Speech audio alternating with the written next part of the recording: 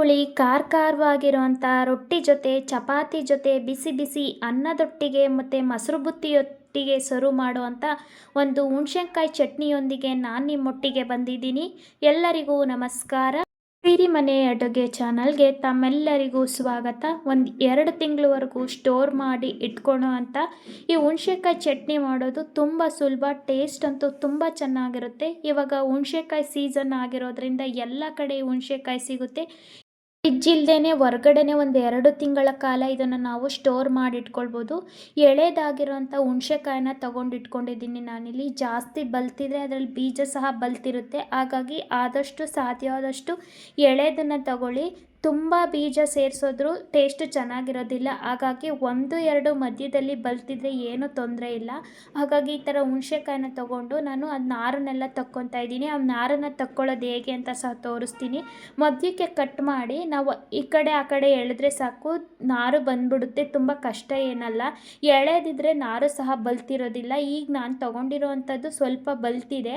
ಈ ಬೇರೆ ಪಕ್ಕದಲ್ಲಿರೋದೆಲ್ಲ ಅಷ್ಟೊಂದು ಬಲ್ತಿಲ್ಲ. ಹಾಗಾಗಿ ನಾನು ಬಲ್ತಿರೋದನ್ನು ತೋರಿಸ್ತಾ ಇದ್ದೀನಿ. ಇದರಲ್ಲಿ ಬಲ್ತಿದ್ರೆ ಈ ಥರ ನಾರು ಚೆನ್ನಾಗಿ ಬರುತ್ತೆ. ಬಲ್ತಿದ್ರೆ ಯೂಸ್ ಮಾಡ್ಕೊಳ್ಬೋದು. ತುಂಬ ಬೀಜ ಎಲ್ಲ ಗಟ್ಟಿಯಾಗಿದೆ, ಹಣ್ಣಿಗೆ ಬಂದಿದೆ ಅಂದರೆ ಬೀಜ ತೆಗೆದು ಯೂಸ್ ಮಾಡ್ಕೊಳ್ಬೇಕಾಗುತ್ತೆ.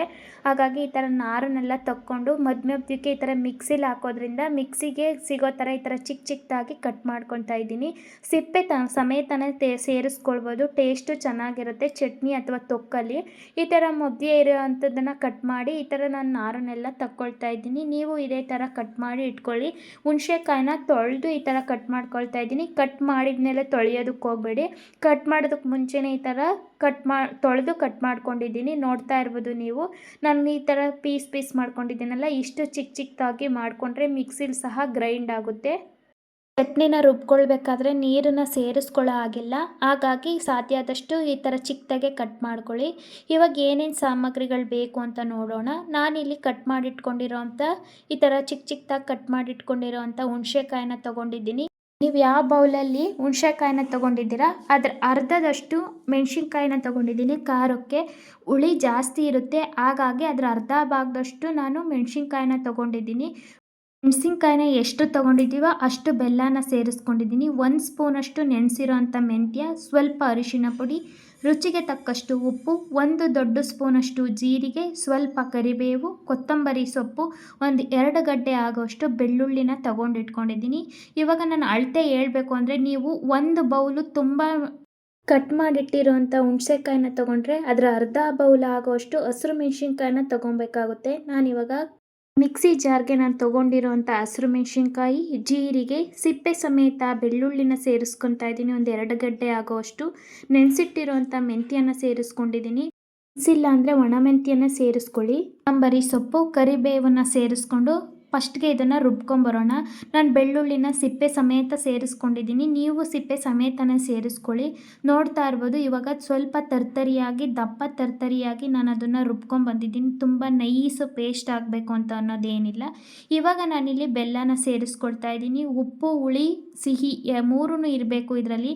ನಿಮಗೆ ಸ್ವಲ್ಪ ಬೆಲ್ಲ ಬೇಡ ಅಂದರೆ ಸ್ವಲ್ಪ ಕಡಿಮೆನ ಸೇರಿಸ್ಕೊಳ್ಬೋದು. ನಾನು ಮೆಣಸಿನ್ಕಾಯಿ ಎಷ್ಟು ತೊಗೊಂಡಿದ್ದೀನೋ ಅದರಲ್ಲಿ ಸ್ವಲ್ಪ ಕಡಿಮೆ ಮಾಡಿ ಬೆಲ್ಲನ ಸೇರಿಸ್ಕೊಂಡಿದ್ದೀನಿ. ಬೆಲ್ಲ ಮತ್ತು ಹುಣಸೆಕಾಯಿನ ಸೇರಿಸಿ ಈ ಥರ ಸ್ವಲ್ಪ ದಪ್ಪ ತರಿಯಾಗಿ ನಾನು ರುಬ್ಕೊಂಡು ಬಂದಿದ್ದೀನಿ. ಇವಾಗ ನೋಡ್ತಾ ಇರ್ಬೋದು ನೀವು, ನಾನು ತೋರಿಸ್ತಾ ಇದ್ದೀನಿ. ಇಷ್ಟು ದಪ್ಪವಾಗಿ ನಾನು ರುಬ್ಕೊಂಡು ಬಂದಿದ್ದೀನಿ. ಇವಾಗ ಅರಿಶಿನ ಪುಡಿ ಮತ್ತು ಕಲ್ಲುಪ್ಪನ್ನ ಸೇರಿಸ್ಕೊಂಡು ಮತ್ತೆ ನಿಮಗೆ ಎಷ್ಟು ನುಣ್ಣಗೆ ಬೇಕೋ ಅಥವಾ ಇನ್ನು ಸ್ವಲ್ಪ ದಪ್ಪ ತರಿಯಾಗಿ ಬೇಕೋ ನೋಡಿಕೊಂಡು ರುಬ್ಕೊಳ್ಳಿ. ನಾನು ತುಂಬ ನುಣ್ಣಗೂ ಪೇಸ್ಟ್ ಮಾಡ್ಕೊಂಡಿಲ್ಲ, ತುಂಬ ದಪ್ಪವಾಗಿ ತರಿಯಾಗೂ ಸಹ ರುಬ್ಕೊಂಡಿಲ್ಲ. ನೋಡ್ತಾ ಇರ್ಬೋದು ನೀವು, ನಾವು ಕಾಯಿ ಚಟ್ನಿ ಎಲ್ಲ ರುಬ್ಕೊತೀವಲ್ಲ ಅದಕ್ಕಿಂತ ಸ್ವಲ್ಪ ಒಂದು ಹದವಾಗಿ ದಪ್ಪವಾಗಿ ರುಬ್ಕೊಂಡಿದ್ದೀನಿ ಅಷ್ಟೇ. ತುಂಬ ತರಿಯಾಗಿ ರುಬ್ಕೊಂಡಿಲ್ಲ. ನೋಡ್ತಾ ಇರ್ಬೋದು ಈಸಿ ಆ್ಯಂಡ್ ಟೇಸ್ಟಿಯಾಗಿರೋಂಥ ಹುಣಸೆಕಾಯಿ ಚಟ್ನಿ ರೆಡಿ ಆಯಿತು. ಇದು ನನ್ನ ಉಪ್ಪಿನಕಾಯಿ ಥರ ಸರ್ವ್ ಮಾಡ್ಕೊಬೋದು. ತುಂಬ ಟೇಸ್ಟಿಯಾಗಿರುತ್ತೆ. ಬಿಸಿ ಬಿಸಿ ಅನ್ನದೊಟ್ಟಿಗೆ ಸಹ ತುಂಬ ಟೇಸ್ಟಿಯಾಗಿರುತ್ತೆ. ಒಂದು ಸಾರಿ ಟ್ರೈ ಮಾಡಿ ಟೇಸ್ಟ್ ಹೇಗಿತ್ತು ಅಂತ ನನಗೆ ಕಮೆಂಟ್ ಮಾಡಿ ತಿಳಿಸಿ. ಹಾಗೆ ಈ ರೆಸಿಪಿ ನಿಮಗೆ ಇಷ್ಟ ಆದರೆ ಒಂದು ಲೈಕ್ ಮಾಡಿ, ನಿಮ್ಮ ಫ್ರೆಂಡ್ಸ್ ಆ್ಯಂಡ್ ಫ್ಯಾಮಿಲಿಗೆ ಶೇರ್ ಮಾಡಿ. ಇನ್ನು ಯಾರ್ಯಾರು ನಮ್ಮ ಚಾನಲ್ನ ಸಬ್ಸ್ಕ್ರೈಬ್ ಮಾಡದೆ ನೋಡ್ತಾ ಇದ್ದೀರಾ ಪ್ಲೀಸ್ ಸಬ್ಸ್ಕ್ರೈಬ್ ಮಾಡಿಕೊಂಡು ನಮಗೆ ಸಪೋರ್ಟ್ ಮಾಡಿ. ನೆಕ್ಸ್ಟ್ ವಿಡಿಯೋದಲ್ಲಿ ಸಿಗ್ತೀನಿ ಫ್ರೆಂಡ್ಸ್. ಅಲ್ಲಿವರೆಗೂ take care, bye. Thank you for watching.